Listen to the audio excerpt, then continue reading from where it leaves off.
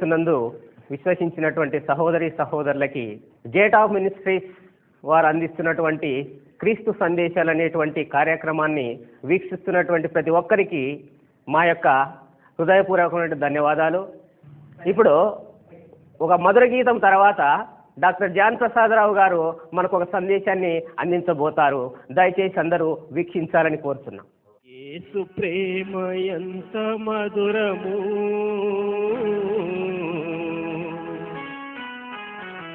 ద్రాక్షరసము కన్న మహామధురము,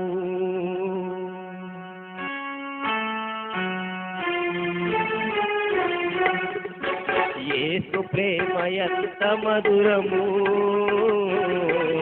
ద్రాక్షరసము కన్న మహామధురము, మధురము మధురము మహామధురము, జుంటి తేనె దార కన్న మహామధురము, మధురము మధురము మహామధురము, జుంటి తేనె దార కన్న మహామధురము, యేసు ప్రేమ ఎంత మధురము,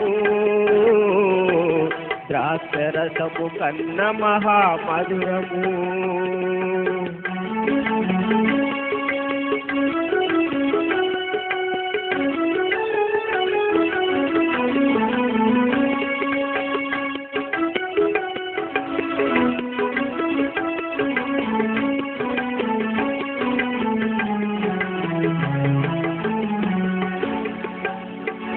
పాపాలు పారద్రోలెను, సాతాను గోడలు కూల్చివేసెను,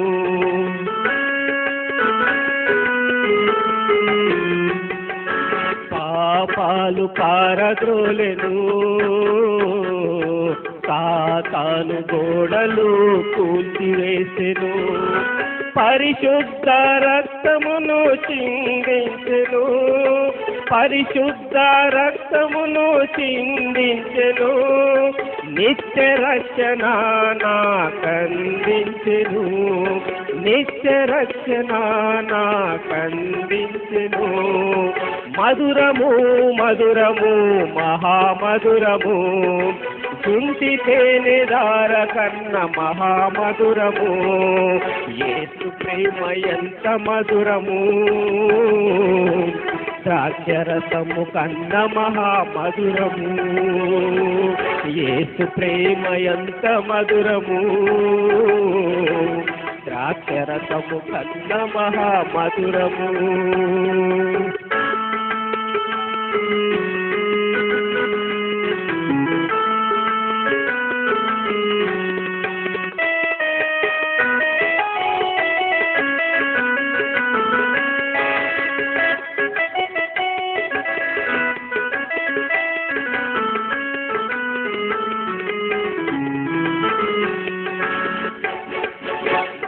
సంకటాలు తీసివేసెను, నా కలంకాలు కడిగి వేసెను,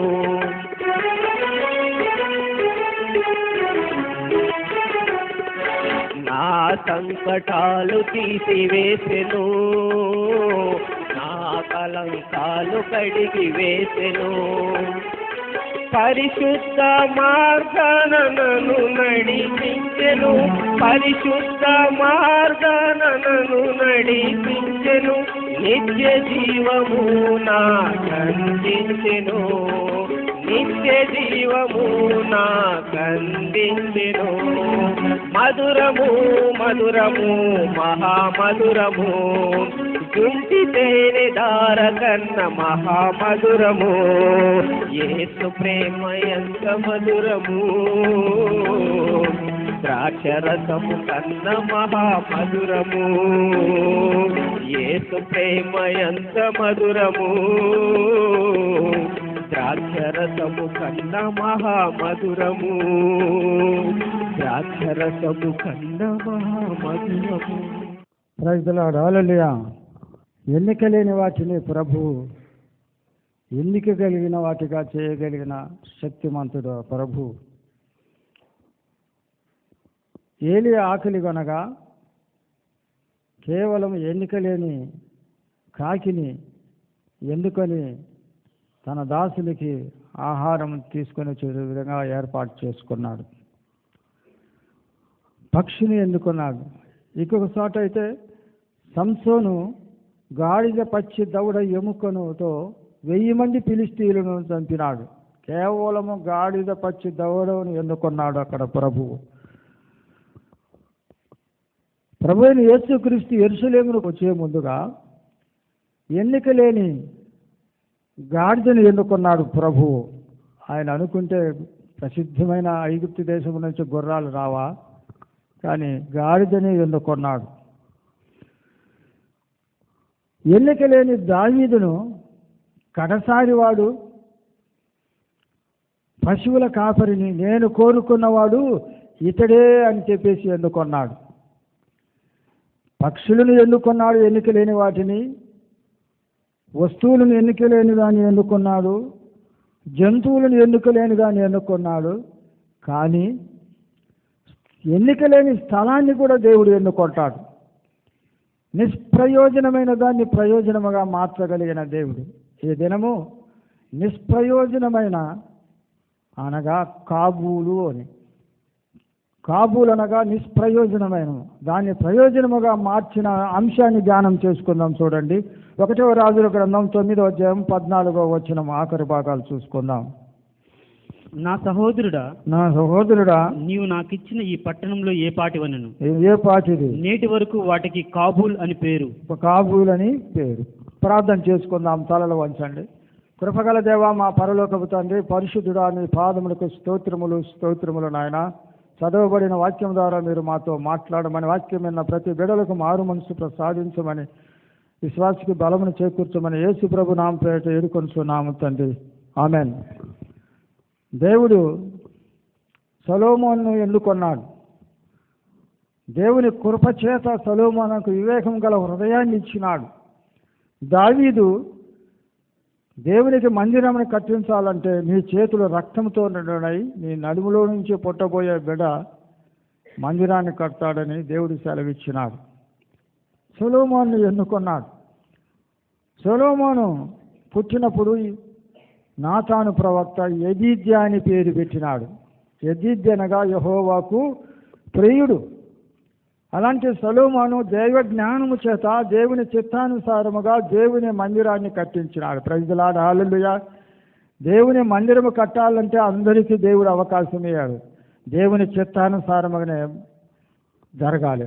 దావీదు అనగా దేవునికి ప్రియుడే, మరి ఆయనకు అవకాశం ఇయ్యలేదు. సొలొమోను మహారాజుకి ఇచ్చినాడు. సొలొమోను మహారాజు దేవుని మందిరమును కట్టించేటప్పుడు సొలొమోను మహారాజుకు హీరాము అనేవాడు సమస్త కలపనంతా కూడా సప్లై చేసినాడు. సమస్త కలపను ఏమేమి కావాలనో అన్నీ కూడా అందజేసినాడు. అలాంటి కలపను అందజేసిన హీరాముకు సొలొమోను మహారాజు 20 పట్టణాలు బహుమానంగా ఇచ్చినాడు. ఆ హీరాము వచ్చి ఆ ప్రాంతాన్ని చూసి ఆ మాట పలుకుతాడు. మళ్ళీ చదువుకుందాం, చూడండి ఆ మాట. నా సహోదరుడా, నీవు నాకిచ్చిన ఈ పట్టణములు ఏ పాటివి? నేటి వరకు వాటికి కాబూలని పేరు. దేవుని బిడ్డలారా బాగా గమనించండి. ఇది గలిలయ ప్రదేశము, ఇది గలిలయ ప్రాంతము.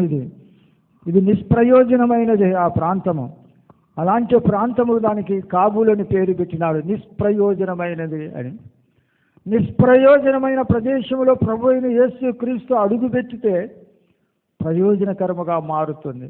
నిష్ప్రయోజనమైన ఆ ప్రదేశము చీకటిలో కూర్చుంది, మరణఛాయలో కూర్చున్న ఆ ప్రదేశం అంతా, గలిలయ ప్రాంతం అంతా కూడా ఎందుకును పనికిరానిది సుమ.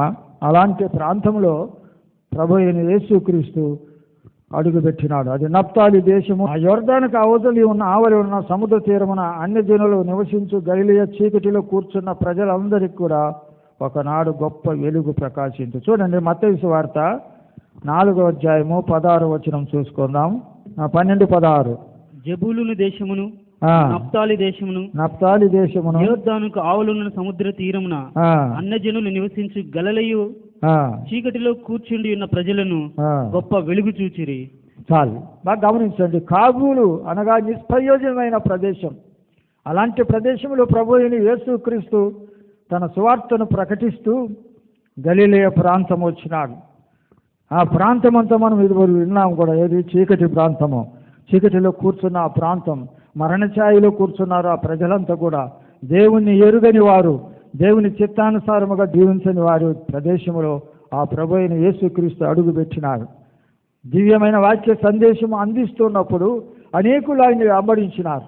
అనేకులు ఆయన్ని అమ్మడించి అనేకులు జీవవాక్యములు విని చాలా సంతోషించినారు. అంతేకాదు అనేక మంది రోగులు కూడా స్వస్థత పొందినారు. ఆ ప్రాంతంలో మరణఛాయలు ఉన్న ప్రజలంతా కూడా ఆ ప్రాంతానికి వెలుగు ఉదయించినది. ప్రైజ్ ది లార్డ్, హల్లెలూయా.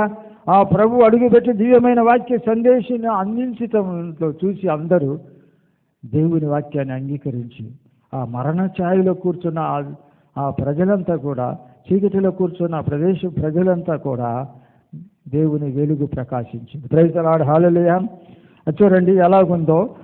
యెషయా గ్రంథం 35వ అధ్యాయము 12వ వచనంలో చూసుకుందాం. అరణ్యమును ఎండిన భూమియు సంతోషించును, అరణ్యమును ఎండిన భూమియు సంతోషించును, అడవి ఉల్లసించి కస్తూరి పుష్పం వలె పూయును, అది బహుగా పూయుచు ఉల్లసించును, ఉల్లసించి సంగీతములు పాడును, లెబనోను సౌందర్యము దానికి కలుగును, కర్మెలు షారోనుకున్న సొగసు దానికి ఉండును. ప్రైజ్ ది లార్డ్, హల్లెలూయా. దేవుని బిడ్డలారా, గలిలయ ప్రదేశం అంతా కూడా దేవుని చిత్తానుసారముగా జీవించక మరణఛాయలో కూర్చున్న ఆ ప్రదేశం అంతా కూడా దేవుని వెలుగు ఉదయించి ఆఖరికి లెబనోను సౌందర్యం దానికి కలిగింది. ఆ లెబనోను సౌందర్యం అనగా అది ఎలాగుంటుందంటే, లెబనోన్ అనగా తెల్లని అని అర్థం. ఆ ప్రదేశం అంతా నీటి ఊటలు గల పర్వతముగా, మిగుల ఫలవరంతమైన పర్వతముగా, అడవి మృగములతో నిండి ఉన్న ప్రాంతముగా, ఇచ్చట కలప ఓడను కట్టించే దాని సౌందర్యము కలిగిన, వైభవము కలిగిన ఆ ప్రాంతముగా అది మారిపోయింది. ప్రైజ్ ది లార్డ్, హల్లెలూయా. నిష్ప్రయోజనమైన ఆ ప్రాంతము ప్రయోజనకరముగా మారిపోయి దేవుని వెలుగును చూడగలిగినారు. అరణ్యము, అడవి మృగాలుండే ప్రదేశము, భయంకరమైన ఆ ప్రదేశం అంతా కూడా దేవుని వాక్యముతో నిండిపోయింది. ఎండిన భూమిలో నీటి ఊటలు పుట్టినాయి అనగా దేవుని వాక్యము ఉదయించింది. దేవుని వాక్యముని అనేకులు ఎందరెందరో ప్రభువుని విశ్వసించినారు, ఒక గొప్ప వెలుగును చూసినారు. ప్రైజ్ ది లార్డ్, హల్లెలూయా. అలాంటి చీకటి నిష్ప్రయోజనమైన ప్రదేశము ప్రయోజనకరముగా మారింది. నిష్ప్రయోజనమైన ప్రదేశాలు ప్రయోజనకరముగా మారుటయే కాదు సుమా, నిష్ప్రయోజకులు కూడా ప్రయోజకులుగా మారిన విషయం కూడా తెలుసుకుందాం. చూడండి, ఫిలెమోను పత్రిక 15వ వచనము. అతడు మునుపు నిష్ప్రయోజకుడే కానీ ఇప్పుడు నీకును నాకును ప్రయోజనకరమైన వాడాయను. ప్రైజ్ ది లార్డ్, హల్లెలూయా. ఈ ఒనేసిము అనగా సహాయకరమైన అని అర్థం. మునుపు నిజంగా నిష్ప్రయోజకుడే. రోమా ప్రాంతమంతా పౌలు వచ్చి తన స్వార్థను ప్రకటిస్తుండగా ఈ ఒనేసిము తన యజమానుడైన ఫిలెమోను దగ్గర ఏదో దొంగతనం చేసి పారిపోయిన వాడిగా కనపడ్డాడు. అలాంటి వాడిని దేవుని వాక్యము విని మారు మనసు పొంది ప్రయోజకుడిగా మారిపోయినాడు. ప్రైజ్ ది లార్డ్, హల్లెలూయా. నిష్ప్రయోజకుడు ప్రయోజకుడిగా మారినాడు.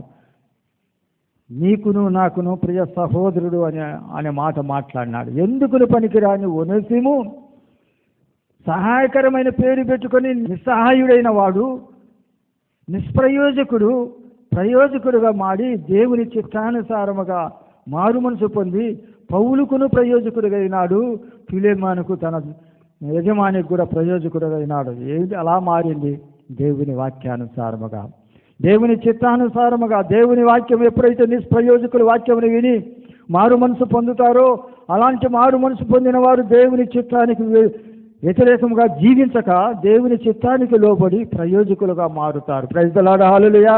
ఎందుకుని పనికిరాని ఒనేసిము, నిష్ప్రయోజకుడైన ఒనేసిము ప్రయోజకుడుగా మారి పౌలుకును ఫిలెమోనుకును ఇరువురు కూడా ప్రియ సహోదరుడుగా మారిపోయినాడు. ఇంకా తర్వాత చూసుకుందాం. చూడండి, ఇంకా ఎంతమంది ప్రయోజకులు, నిష్ప్రయోజకులు. అపోస్తల కార్యం 4వ అధ్యాయము 13వ వచనం చూసుకుందాం.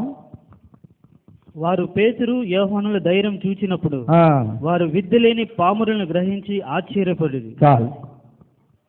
ప్రభు అయిన యేసుక్రీస్తు ఈ లోకానికి వచ్చినప్పుడు జ్ఞానవంతులను ఎన్నుకోలేదు, బలవంతులను ఎన్నుకోలేదు. చూడండి, కొరింథీయులకు రాసిన పత్రిక 1వ అధ్యాయము 26వ వచనములో కొంత భాగం చదువుకుందాం, ఆఖరు భాగం చదువుకుందాం.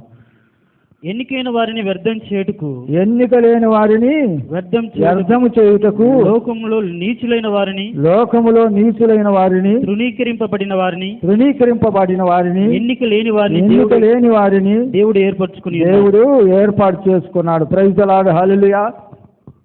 ప్రభువైన యేసుక్రీస్తు ఈ లోకానికి వచ్చినప్పుడు ఎందరెందరో గొప్ప వారిని ఎన్నుకోలేదే, వారి వైపు కూడా కన్నులు ఎత్తలేదు. బలహీనులను ఎన్నుకున్నాడు, పామరులను ఎన్నుకున్నాడు, పశువుల కాపరిని ఎన్నుకున్నాడు, చేపలు పట్టే వారిని ఎన్నుకున్నాడు.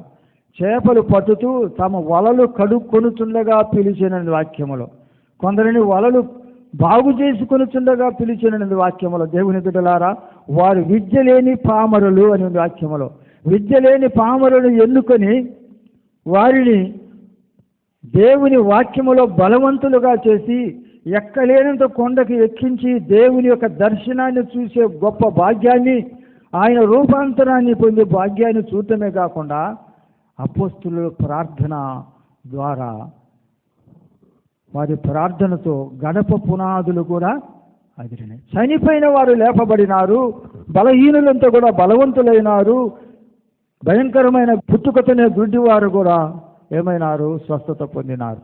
ఎన్నిక లేని వారు, పామరులు, నిష్ప్రయోజకులైన శిష్యులు ఎక్కడనో ఉంటే దేవుడు వారిని పిలిచినాడు. ప్రభు అయిన యేసుక్రీస్తు వారిని పిలిచినాడు. విద్యలేని పామరులుగా ఎంచబడిన వారు భూలోకమును తలకిందులు చేయువారుగా ఎంచబడినారు. అంతేకాదు, ఒక సాతాను దురాత్మ పట్టిన వారు, వీరు సర్వోన్నతిని దేవుని బిడ్డలు అన్నారు, సర్వోన్నతిని దేవుని దాసులు అన్నారు, వీరు భూలోకమును తలకిందులు చేయువారు అనే సాక్ష్యాన్ని కూడా పొందినారు. దేవుని బిడ్డలారా, ఎన్నిక లేని వారు మనం ఎందుకు పనికిరామని మనం అనుకుంటామేమో కానీ దేవుని కృప చేతను, దేవుని ప్రేమ చేతను ఎన్నుకుంటాడు మనను. నేను ఎందుకు పనికిరానేందుకు చాలా మంది నిస్పృహతో ఉంటారు. కానీ ప్రభువును నువ్వు విశ్వసించినట్లయితే దేవుని చిత్తానుసారముగా నిన్ను ఎన్నుకుంటాడు. పనికి మాలిన వారు అయినా సరే, నేను ఎవరికి పనికిరాను నువ్వు అనుకుంటావేమో, దేవుడు నిన్ను ఎన్నుకుంటాడు. ఆమోసు విషయం చూడండి, ఒక మాట చూసుకుందాం. ఆమోసు గ్రంథం 7:14-15 నా మందలను నేను కాచుకొనుచుండగా యెహోవా నన్ను పిలిచి, నీవు పోయి నా జనులకు ఇజ్రాయేలు వారికి ప్రవచనం చెప్పుమని నాతో సెలవిచ్చెను. పశువుల కాపరి, మేడి పండ్లను ఏరుకొని వాడని వాక్యములు బాగా చాలండి, గమనించండి. ఆమోసు పశువుల కాపరిగా కనపడుతున్నాడు. ఏ విధముగా చేపలు పట్టే జాలలను ఏ విధంగా ఎన్నుకున్నాడో, పశువుల కాపరి అయిన ఆమోసుని ఎన్నుకొని ఒక ప్రవక్తగా మేడి పండ్లు ఏరుకునే వాడిని పిలిచి తన వాక్కును అందరికీ, తన జనులకు తెలియజేయాలని సెలవిచ్చినాడు. ఎన్నిక లేని ఆమోసును ప్రభు ప్రవక్తగా ఎన్నుకున్నాడు. ప్రభువు ఎప్పుడు ఏది ఆలోచన చేసినా ఆయన ఆలోచనలు అగమ్యములు సుమ.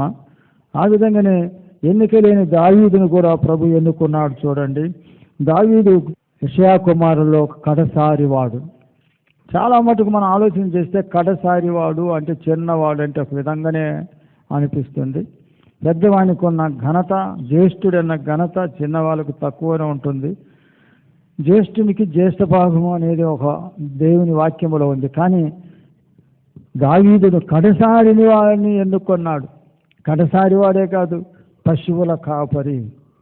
లోకరీతిగా ఆలోచన చేస్తే ఎందుకును పనికిరాని వాడిని లెక్కనే ఉన్నాడు పశువుల కాపరిగా. ఎక్కడనో పశువుల దొడ్డిలో ఉంటే సమూయేలుతో దేవుడు అన్నాడు, నేను కోరుకున్నవాడు ఇతడే, నేను కోరుకున్నవాడు ఇతడే. యెషయా కుమారులను ఎవరిని ఎన్నుకోలేదు సుమా. లోకరీతిగా చెవుల దగ్గర పనిచేస్తున్న మంచి మిలిటరీ ఆఫీసర్స్ లెక్కేవాళ్ళు, సేనాధిపతులు, గొప్ప యుద్ధ వీరులు, అలాంటి వారిని దేవుడు ఎన్నుకోలేదు. కానీ నేను కోరుకున్నవాడు ఇతడే అని మాట్లాడి దావీదుని ఎన్నుకొని పశువుల దొడ్డిలో నుంచి బయటికి తీసుకొని వచ్చి తన యొక్క ప్రజలను ఏలుటకు ఒక రాజాది రాజుగా దేవుడు ఏర్పాటు చేసుకున్నాడు. ఇశ్రాయేలును మేపుటకై ఆయనను అతన్ని పిలిపించను. కీర్తన 68:72 ఉంది. దావీదుని ఎన్నుకున్నాడు. దావీదుని ఎన్నుకొని దేవుడు ఆయనకు ప్రియుడుగా, హృదయానుసారుగా ఎన్నుకున్నాడు. అలాగనే దేవుని బిడ్డలారా, ఒక్కసారి మనం ఆలోచన చేయండి. మనం ఏ పాటి వారం, దేవుని దృష్టికి మనం ఏ పాటి వారం? నిష్ప్రయోజకులమైన మనలను దేవుడు ఆయన నమ్మిన బిడ్డలను ప్రయోజకులుగా చేస్తున్నాడు. ఆయన చిత్తానుసారముగా మనల్ని పేరు పెట్టి పిలిచి ఆయన బిడ్డలుగా, ఆయన సొత్తులుగా, ఆయన జనులుగా, ఆయన స్వాస్థ్యముగా చేసుకున్నాడు. అదే చూడండి పేతురు 2వ అధ్యాయం 9వ 10వ వచనంలో, అయితే మీరు చీకటిలో నుండి ఆశ్చర్యకరమైన తన వెలుగులోనికి మిమ్మల్ని పిలిచిన వాని గుణాతిశయమును ప్రచురము చేయు నిమిత్తం ఏర్పరచబడిన వంశమును, రాజులైన యాజక సమూహమును, పరిశుద్ధ జనమును, దేవుని సొత్తు అయిన ప్రజలై ఉన్నారు. ప్రజలాడు హల్లెలూయా. దేవుని నమ్మిన బిడ్డలు యాజకులుగా, రాజులుగా చేస్తున్నాడు. ఎందరైతే ఆయన విశ్వసించుతారో వారు దేవుని పిల్లలు అని వాక్యములు. ఆయన విశ్వసించిన వారు దేవుని బిడ్డలు అవుతారు. సమా ఆనాడు ధర్మశాస్త్ర యుగంలో రాజులను అభిషేకిస్తారు, ఒక ప్రత్యేకత. యాజకులను సపరేట్గా అభిషేకిస్తారు. కానీ ఆయన నమ్మిన బిడ్డలను రాజులుగా, యాజకులుగా అభిషేకించబడుతున్నారు. ప్రజలాడి దేవుని దృష్టికి చూడు, మనం ఏ పాటి వారం, ఎన్నిక లేని వారం, పనికి మాలిన వారం, అయోగ్యులము, అలాంటి మనలను, పాపకూపంలో పడిన మనలను పేరు పెట్టి పిలిచి ఆయన బిడ్డలుగా ఎందరైతే ఆయన విశ్వసిస్తారో వారి దేవుని బిడ్డలని ఒక గొప్ప భాగ్యం ఇచ్చినాడు. కాబట్టి దేవుని బిడ్డలారా, ఒక్కసారి మనం ఆలోచన చేస్తే నిష్ప్రయోజనమైన వారిని, ఎందుకుని పనికిరాని ఆ స్థలమును దేవుడు ఆశీర్వదించి గలిలయ ప్రాంతమంతా మరణములోను చీకటిలో కూర్చున్న వారిని వారికి వెలుగునిచ్చినట్లుగా వాక్యములో ఉంది. అలాగనే వనేసీమును దేవుడు ఆశీర్వదించినాడు. నిష్ప్రయోజకుడే కానీ ప్రయోజకుడిగా మారినాడు. ఎందుకు? ఆయన విశ్వసించినందువలన. నిష్ప్రయోజకులమైన మనము ఎప్పుడైతే ప్రభువును విశ్వసిస్తామో ప్రయోజకులుగా, ఆయనకు పనికి వచ్చే బిడ్డలుగా, ఆయనకు పనికి వచ్చే పాత్రలుగా, ఆయనకు వచ్చే వానికి సాధనముగా చేసుకుంటాడు. ఇంకా ఎవరైనా నమ్మని వారైతే, లోకరీతే నేను ఏ పాటి వాడిని ఎందుకుని పనికి రాని అని ఒక విధంగా నువ్వు ఆలోచన చేసినట్లయితే నిన్ను నిష్ప్రయోజకుడైన నిన్ను ప్రయోజకునిగా మార్చుటకు కాబూలు అనగా నిష్ప్రయోజన ప్రదేశమును ఏ విధంగా ప్రయోజనకరముగా మార్చినాడో ఆ విధంగా నిన్ను మారుస్తాడు. నిన్ను నన్ను మార్చుకున్నట్టుకి ఆ ప్రభు అయిన యేసుక్రీస్తు ఈ లోకానికి వచ్చినాడు. ఆయన మనను దేవుని బిడ్డలుగా, ఆయన సొత్తుగా చేయుటకే, ఆ నశించిన దాన్ని వెదకి రక్షించుటకై ఆ ప్రభు మన కొరకు వచ్చినాడు. ఆయన పొందిన దెబ్బల చేత మనకు స్వస్థత కలుగజేసినాడు. ఆయన రక్షణను మనం ఎందరైతే అంగీకరిస్తారో, ఎందరైతే ప్రభువుని విశ్వసిస్తారో అలాంటి వారిని ప్రభు తన బిడ్డలుగా, తన సొత్తుగా, యాజకులుగా, రాజులుగా చేసి ఆయనతో కూడా ఉండే గొప్ప భాగ్యాన్ని ఇస్తాడు. దేవుని బిడ్డలారా, ఇంతకు ఎవరునూ మారు మనసు పొందకపోతే ఎప్పుడైనా మారు మనసు పొందినట్లయితే ఆయన సొత్తుగా, ఆయన జనముగా చేసుకుంటాడు. ఆయనతో కూడా రాజ్యమేలు తమ రాజులము. ఈ లోకములో ఉన్నంత వారు ఆయన స్తుతించే గణపరిచేవారు కనుక యాజకులము. ఆ ప్రభు వచ్చినప్పుడు ఆయన రాజ్యం ఏలేటప్పుడు ఆయనతో కూడా ఉంటాం కనుక రాజులము. అలాంటి గొప్ప భాగ్యం ఆయన నమ్మిన బిడ్డలకు ఇచ్చినాడు కనుక ఆయన స్తుతించి ఆరాధించాలి, ఆయన విశ్వసించాలి. ఆయన మార్గంలో నడిచినట్లయితే నువ్వు ప్రయోజకులుగా మారుతావు. దేవుడు మిమ్మల్ని దీవించునుగాక. ప్రార్థన చేసుకుందాం. కృపగల దేవా, పరిశుద్ధుడా, నీ పాదములకు స్తోత్రములు నాయన. నిష్ప్రయోజనమైనదని ప్రయోజనకరముగా మార్చిన దేవుడు ప్రభువా, నీకే స్తోత్రములు నాయన. నిష్ప్రయోజకుడైన వనేసీమును ప్రయోజకుడుగా చేసిన దేవుడు తండ్రి. ఎందుకుని పనికిరాని బిడ్డలు అయిన ప్రభువా, నిన్ను విశ్వసించినట్లయితే దేవుని బిడ్డలుగా తండ్రి గొప్ప కృప అనుగ్రహిస్తుంది దేవుడు. ఇలాంటి కృప మాకు ఇచ్చుటకే నీ కుమారుని యేసుక్రీస్తుని లోకానికి పంపించినావు ప్రభువా. నీ పాదములకు స్తోత్రం. మేము ఎందరైతే నమ్ముతున్న వారి యాజకులు, రాజులుగా చేస్తున్నావు. అందుని బట్టి నీకు స్తోత్రములు నాయన. వాక్యమైన ప్రతి బిడ్డలందరినీ పేరు పేరేసిన దీవించండి. ఆ ఎపిసోడ్కి సహాయం చేసిన బిడ్డలందరినీ దీవించి ఆశీర్వదించమని, చేరిన వాక్యం వింటున్న ప్రతి బిడ్డలందరినీ దీవించి ఆశీర్వదించమని మా ప్రభువును, మా రక్షకుడు ప్రియ కుమారైన యేసు ప్రభు నామ పేరుతో వేడుకొంచున్నాము తండ్రి. ఆమేన్. మన తండ్రి అయిన దేవుని ప్రేమ, ప్రభు అయిన యేసుక్రీస్తు కృప, పరిశుద్ధాత్మ అన్యోన్య సహవాసము ప్రభువును విశ్వసించే బిడ్డలకు ఇప్పుడును ఎల్లప్పుడూ సదాకాలము తోడి ఉండేదాకా. Amen. Amen. Praise the Lord. Hallelujah.